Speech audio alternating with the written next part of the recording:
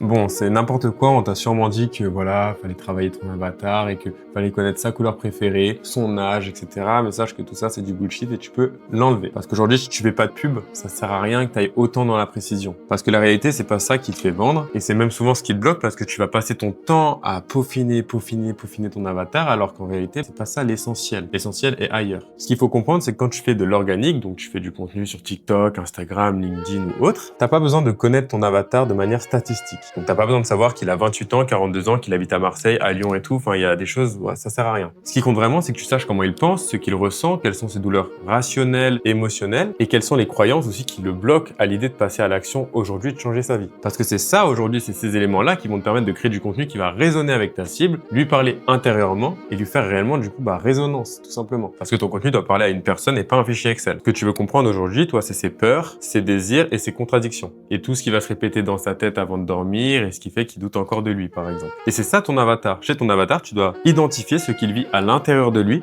et non pas à l'extérieur s'il a un livre double chez lui ou quoi que ce soit, parce que ça, on s'en fout. D'ailleurs, je te laisse commenter avatar si tu veux recevoir une vidéo gratuite complète qui te permettra de l'identifier dès aujourd'hui pour pouvoir après avoir une communication qui fait résonance et enfin pouvoir l'attirer. Pour conclure, du coup, le jour où tu comprends comment il pense, qu'il ressent, ses peurs, ses doutes, ses rêves, etc., et bah, t'auras même plus besoin de forcer parce que dans ta communication, il s'identifiera très facilement et il pourra venir naturellement du coup à toi.